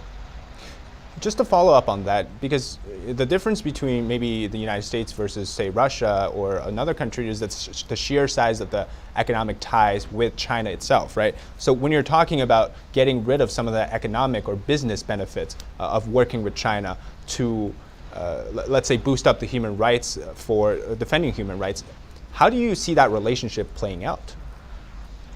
Well, in 2020, we had our institutional investors had $2.3 trillion invested in China, which is a massive sum. We annually do over $600 billion worth of trade, imports and exports with China. And so the amount of money that is being made on Wall Street by our biggest, S&P 500, our biggest corporations, is just massive, and they're all hoping to make more and more money in China. But the reality is that China, as soon as someone starts making a lot of money, they're going to figure out a way to siphon that off for the Chinese regime. It's very interesting. Tiffany, I would just kind of briefly, I think you and I were having a conversation about the ideas of elite capture, right? So maybe the amount of money that goes to supposedly the foreign investment companies that are in China, how does the CCP use money? Let's kind of talk about that, right? To say, hey, don't talk about us, because the NBA is a prime example of capturing that amount of business, right? But there's, certain elites, right? That's why it's called elite capture. Tell us a little bit about that and how this kind of plays into it. So to begin, as you mentioned, elite capture. So actually, Peter Schweitzer has a book called Red-Handed, and it goes into just the levels of that infiltration. So you have everyone from presidents to Congress people to business execs, Wall Street, education, literally any sector. And what happens is, a lot of people look at China when it was being entered into the world market, and they're like, look, 1.4 billion people, that's a massive market. They're like, if we just get $1 from every one of them, we're gonna be rich, right? It's not usually how it ends up. But what happens is, to do business in China, you have to have a part that's controlled by the party. actually. And so what happens is they steal your technology, they take everything, and then they can blackmail you. Be like, well, if you want to stay in your country, you have to give us these things. And so then these businesses or anyone is really indebted to them basically and has their hands tied and can't do anything. And so then you see that in the US, like you have, say, Hunter Biden's dealings with, Ukraine, but also with China. So that like affects potentially, our president. You also have, say, Mitch McConnell, Senate Majority Leader, right, in the Republican Party. His wife is related to Costco, the China Ocean Shipping Company, and has a lot of deals there. And in China, everything is dual use. So there's a civil use and a military use. So with Costco, they say, oh, no, we're just building, these container ships, right? But they're also building submarines that could then take down the enemy. And so you have these issues where it's like, well, who are you funding? Right. And then going back to the persecution that we're talking about, the reason they can still be persecuting Falun Gong especially, and also Uyghurs now, is the money that's being poured in. Like, that's not benefiting the people in China. It's all being used to, say, blackmail outside companies, outside people. You mentioned the NBA, right? They're like, we want that market. We're gonna not say anything bad. That was about Hong Kong, right? Hong Kong's pro-democracy movement. So it's really used as a silencing thing, and it goes back to just the way the CCP operates, right? The Chinese Communist Party, anything they can't control, they want to wipe out. So anyway, so either they make you agree with them or they'll buy you out, they'll just apply whatever pressure they can. So it really is just this top-down approach, as several of us have been mentioning, and that's how they're able to keep operating. And if you're watching on the ground here, there's actually a banner approaching us that says, "Bring Zhang to justice." And Zhang, Levi, quickly just give us a refresher. What is Zhang, or who is Zhang? Zhang was the leader of the Communist Party when they launched the persecution of Falun Gong and was the single figure who made sure it happened. It really comes down to him. Right, and Levi, I just want to ask if do we know any examples as to either that's the 610 office in China or some type of a transnational repression that particularly happened with Falun Gong practitioners, and if there's anything like that, or if there's any case we should know about the U.S. actually doing something that would stop this, like sanctions or anything like that? Well, I think the sanctions are very interesting. Okay. I think because a lot of, essentially what they do is they prevent the person and their immediate family from traveling to China or storing money here. But and that sounds like maybe a relatively small thing, but it's huge inside China because so many leaders are trying to get them and their families out, get them into schools. And so to prevent someone from coming here is huge. And it was interesting when Secretary Blinken announced the sanction against this last official, Hu Wei. He's actually a 610 official. Oh, and that's very big because for many years the Chinese regime didn't acknowledge that 610 even existed. And the fact that our government would go ahead and target someone like that was a huge blow to China, but also it sent ripple effects throughout China when all the security chiefs and the police chiefs were saying, okay, if this guy could be sanctioned, I better think twice about what I'm doing to Falun Gong in my city. Very interesting. Before we kind of go on to more us talking, let's kind of take a brief pause and watch a video from some of the politicians who actually send us some of the messages that they want to share with our audience today. We have 3 congressional members, senators and representatives, and delegate actually, who are going to share their message of support, but also message of condemnation for what the Chinese Communist Party is doing to the Falun Gong in China. So we'll play that for you. The CCP has engaged in persecution against the religious minorities for decades, including the Falun Gong, Christians, Tibetans, and Uyghurs. I take this moment not only to speak out against the persecution of Falun Gong practitioners, but to remember those who have died for their beliefs. Falun Gong is a peaceful religion that teaches self-improvement through mediation based on slow movements and regimented breathing. Falun Gong practitioners have suffered mercilessly at the hands of the Chinese government for over 2 decades. Thousands of Falun Gong practitioners have been imprisoned and tortured and murdered by the CCP. But perhaps more unsettling than this unrelenting persecution is that China has been able to commit its atrocities with impunity. America must remain a beacon of principled courage, recognizing and promoting the basic human rights of all people. If we remain silent in the face of these transgressions, we neglect that moral imperative and do so at the peril of civil society. In China, Falun Gong practitioners can only exercise their religion under the threat of persecution and death. There's a distinct irony about the propaganda being dispersed by the CCP to characterize Falun Gong as an evil religion. Focused on preaching the values of tolerance, compassion, truth, and benevolence, Falun Gong is decidedly not a threat. The Chinese government's acts of suppression and violence are a reminder for Americans that these rights must not be taken for granted.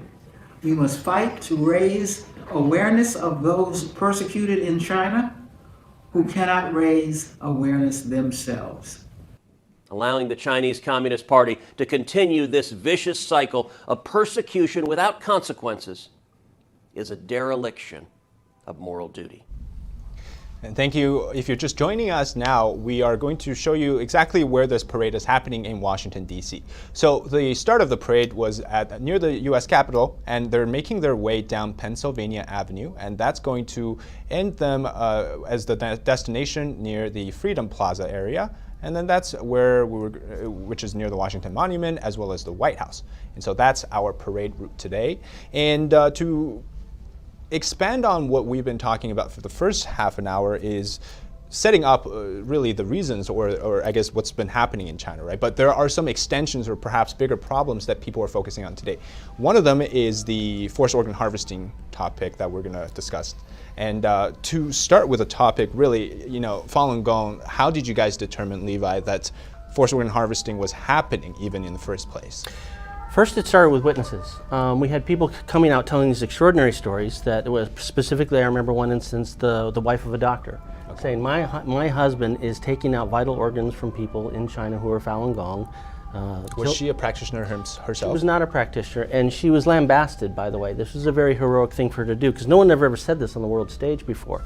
But right away, a couple of brave investigators, particularly David Kilgore, David Mattis, and eventually also Ethan Gutman, they started investigating this, and one of the things they did is they made phone calls into China to hospitals saying, okay, pretending that they needed a vital organ, and they said, you know, trying to get them to say, okay, do you have Falun Gong, where these organs are coming from? And incredibly, these doctors, in some cases hospital administrators, are openly admitting they have Falun Gong people, and that's where the organs are coming from, and they're just waiting there essentially to be killed. If you need a vital organ, come over next week, we'll schedule the transplantation, which is also the execution.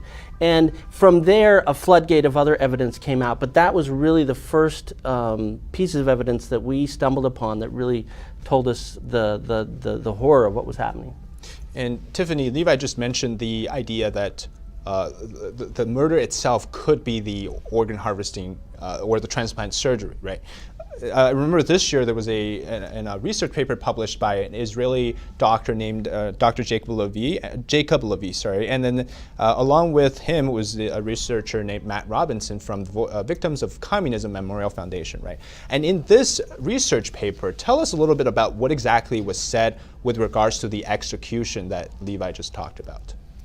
Right, so the document is called Execution by Organ Procurement, Breaching the Dead Donor Rule in China. So in transplant, you have something called a dead donor rule, where you don't take organs until someone is dead and pronounced dead, right? So taking the organs isn't what caused the death. But what happened is in China, usually it doesn't have a history of organ transplants. And then suddenly, basically overnight, they were beating the US. So the US officially is the number one, about I think 30,000 organ transplants, but then in China you would have like 60 to 100,000. So how do you get all of those overnight? And so China was like, oh no, we're using executed prisoners who are on death row, right? But usually these prisoners are not healthy. But these organs that they're getting are very healthy and they're young. So that caused a lot of concern in the medical stage. So they started looking into this, being like, okay, where are these organs coming from? What's happening? How are they healthy? How are they young? How are they basically being taken on demand?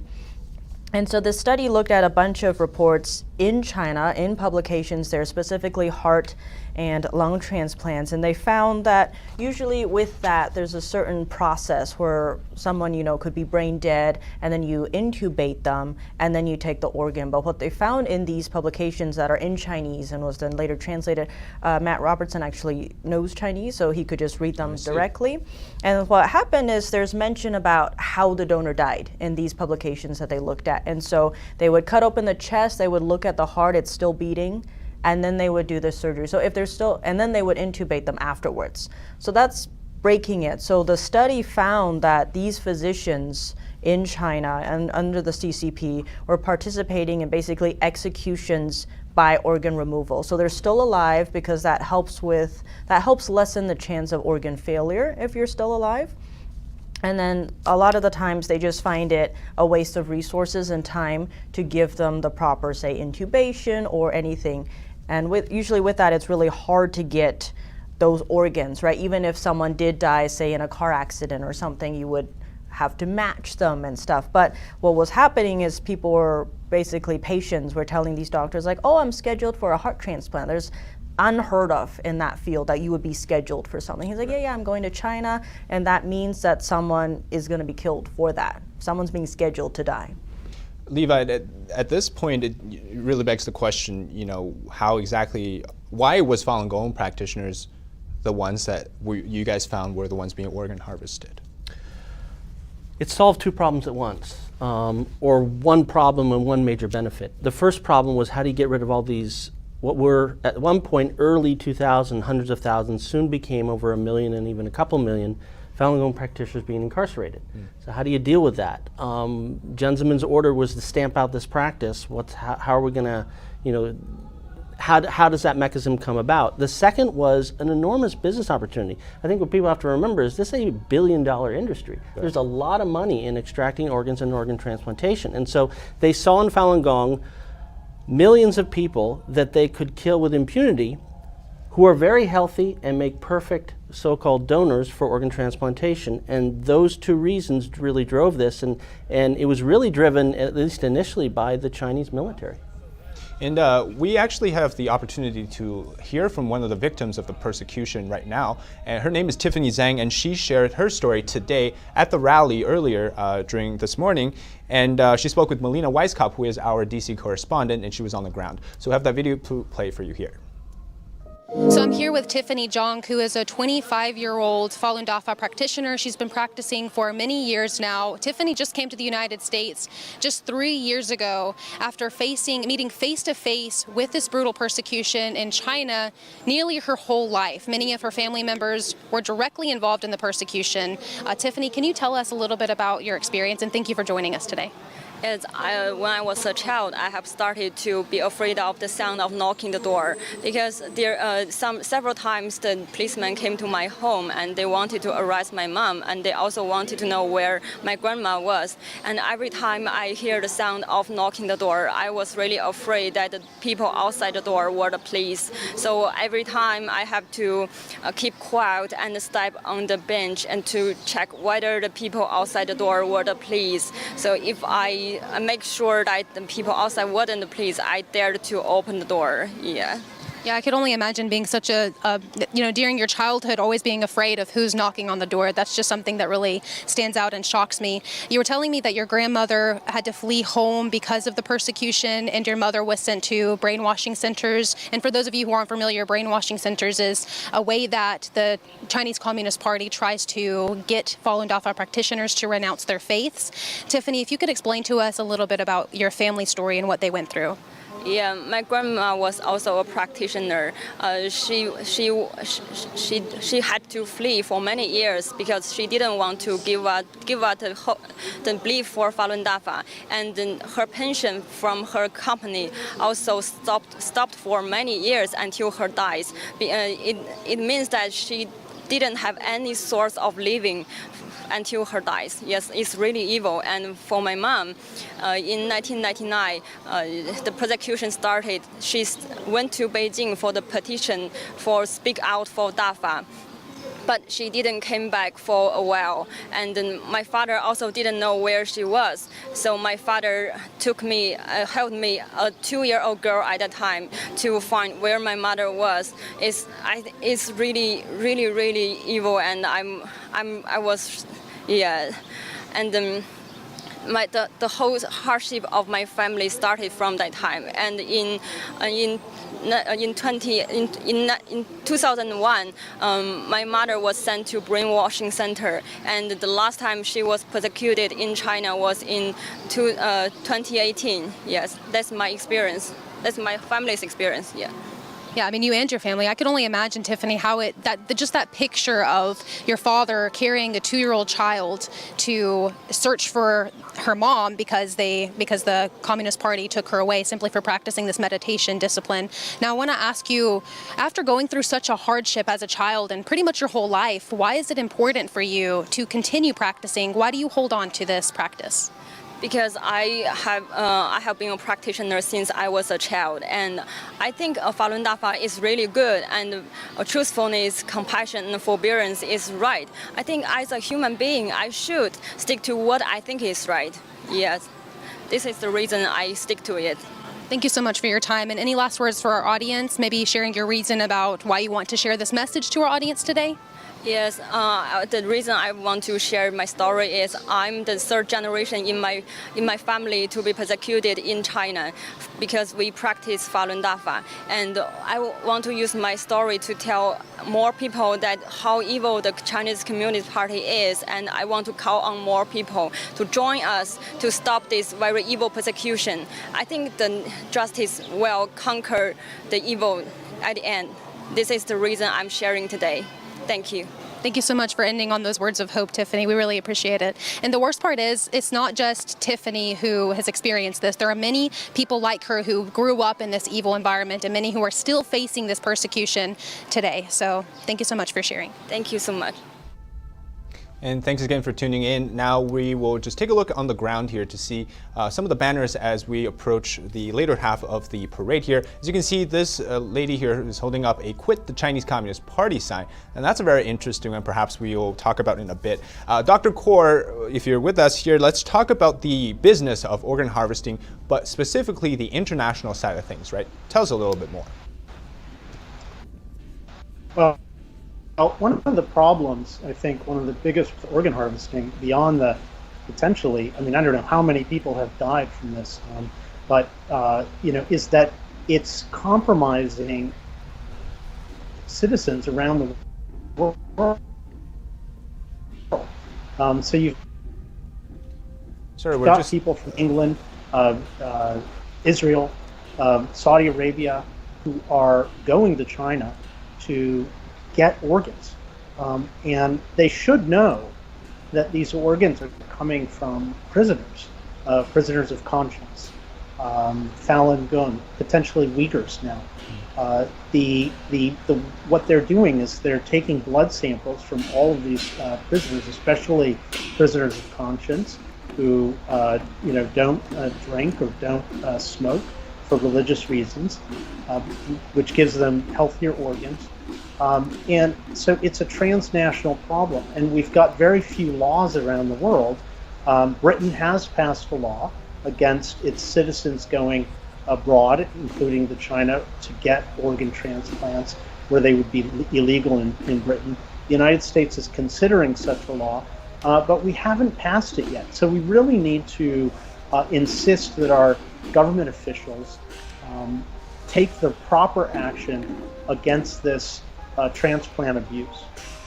And Dr. Kaur, in your book, Concentration of Power, you actually discuss the ideas, I guess explanations as to the reasons behind why the Chinese Communist Party in particular, this is his book here, would actually go about controlling people. So how exactly does this accumulation of power fit into the concept of controlling religious groups, controlling the Chinese citizens, or now controlling the entire world?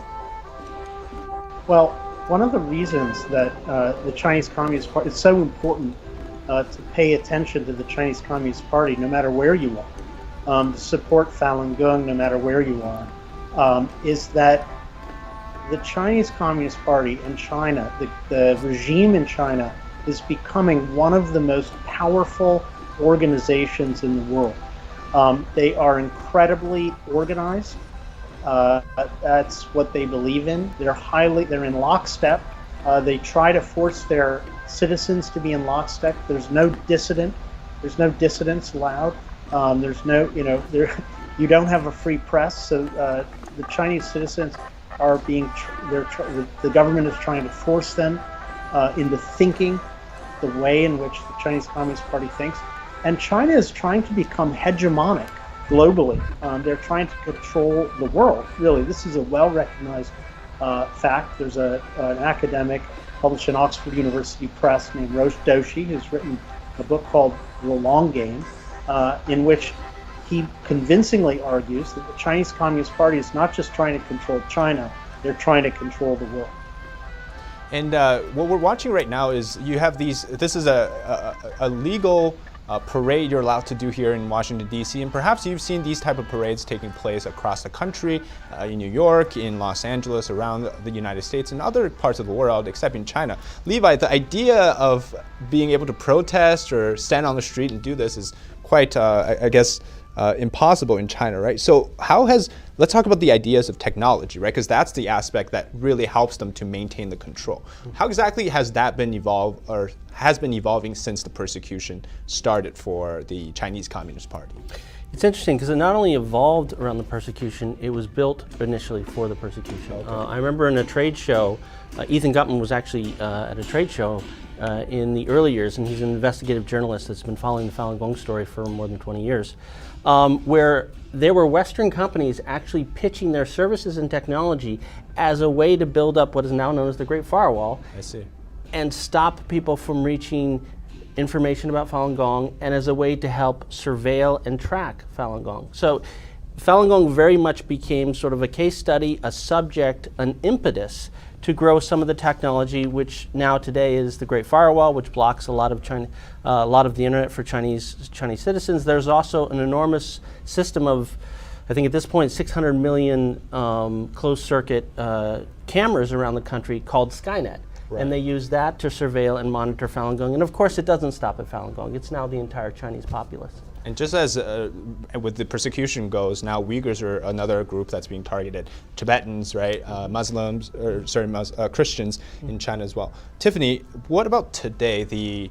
How has the People's Republic of China, or the Chinese Communist Party itself, essentially used technology and censorship to drive it into the ambition around the world, right, to become #1, to surpass the United States? How has that censorship and surveillance aspect contributed to the overall goal here? Well, to begin briefly, the Chinese regime practices at home first. So as Levi mentioned, on the Falun Gong, they're now expanding out to also the Uyghurs in Xinjiang, but also once they've perfected that, all around the world. So for instance, they had Huawei, the 5G network that they were deploying around the world, honestly. Even here in America, it's since been banned and blackmailed in the US and certain allied countries, but a lot of countries and even most of Africa hasn't. And even in the case of Africa, you have Huawei partnering with SenseTime, which is a video surveillance platform that's been known to target the Uyghur Muslims especially, right? So that issue is brought up. But what happens in Africa is certain countries there also have dictatorship, authoritarian regimes. And so even if people leave their phones at home, say they're going to protest against it, even if they leave their phones at home, because it's doubled and coupled with this video surveillance, they can track them. And so police know where they're going, and they shut down the protest before it can happen. And even in Brazil now, actually, Brazil just signed a new deal with Huawei to create the first 5G smart city there. And smart city is this term, right, where you use all these different technologies, all these sensors, cameras, the social credit system, where you pay with like just a picture of your face, basically, even if you have a lot of makeup. So what that means is you're now under their rule. If they think they don't like you, something you say, suddenly you don't have access to your money, you can't board a plane, you can't do all these things. And so ultimately it goes back to the issue of control, right? The Chinese regime wants to control anything that stands up to it. Kind of the funny thing with Marxist societies, they say there is no God, but they set themselves up as God. And so because of that, anything that threatens their authority, they take it down. And so especially inside China, because Falun Gong was so popular, they're like, Falun Gong is the #1 threat that we have to eradicate. And then secondly is the Christians, as you meant, the house Christians, because there's the official Christianity that you can do in China, that you have Xi Jinping on the wall next to Christ, and then there's the house Christians where they want to read the actual Bible that hasn't been approved and edited by the party. And so ultimately, right, the Chinese regime wants to be the world's hegemon. So through all these ways of controlling their own people, they want to export that around the world and control everyone. And Dr. Kaur, as we conclude our coverage here today, it's time for some actions, right? And you've been telling us a little bit, but based on what you were telling us, that the Chinese Communist Party's ambition to be the global hegemon, or the #1 organization that has so much power, national power behind it, how do we go about solving the issue of stopping the persecution, or that's just letting people know about it? Well, I think letting people know about it, which is what Epoch Times, NTD TV does every day, is incredibly important. And hopefully that will make our governments take stronger action. We need economic sanctions against the Chinese Communist Party, against China in general, until it can free itself from the Chinese Communist Party. And that's basically it. We also, unfortunately, China is growing its military at a very fast pace. It's building more naval ships than we build every year. It's putting more tonnage of naval ships, for example. Some of its military capabilities, like hypersonic missiles, nuclear weapons. It's growing these things very, very quickly. And unfortunately, we need defenses against that. We need to increase our military spending. We need to increase our supply chain resilience. We can't be in a position in the future where we rely on China for pharmaceuticals, for example, which we currently do, or any of the strategic goods that we really need. We saw during the pandemic that we were incredibly reliant on China for PPE, and we just can't allow ourselves to do that anymore. We need to essentially decouple economically from China, become resilient, become strong, become self-reliant, until we can force the Chinese Communist Party into leaving China or into improving its human rights. And today's live coverage, really on the screen, you see a wave of yellow, and that's not a color you usually get to see on Washington streets when we're there. But the color really, I think, when I think of it, it brings a hope, right? But before we can get to hope, I think, Tiffany, you have to get steps of solutions to kind of go about how to change, right? So we know that the ideas is peaceful protest or peaceful resolution, but if you're in the United States, what are you supposed to do, as say for the audience who say, do we talk to a congressman, or how does that step work? I think, well, that's definitely a big step, a big part of it, right? So awareness, you have to first be aware there is an issue before you can kind of work on the solutions. And yeah, part of the solutions, right? I mean, if you go look at history after the Holocaust, we said never again. But it seems in not just China, but other countries too, a lot is happening again. So how do you stop that? I mean, honestly, yeah, awareness is a big part of it. Because if you look back in the Nuremberg trials, a lot in the Holocaust, they're like, oh, we just did it as we were told. But part of it is, if you know something's happening and you don't speak up, you are complicit.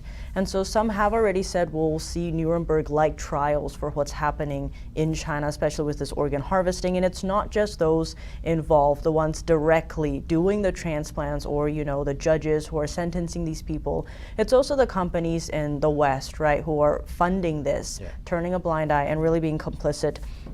So yeah, like you mentioned, word of mouth, spreading it to other people, calling up your representatives. There's plenty of petitions, other books out there. But I mean, a lot of this too, you see it in different areas. So the body exhibit, I'm sure a lot of people remember that, right? And it's like questions of where those bodies come from.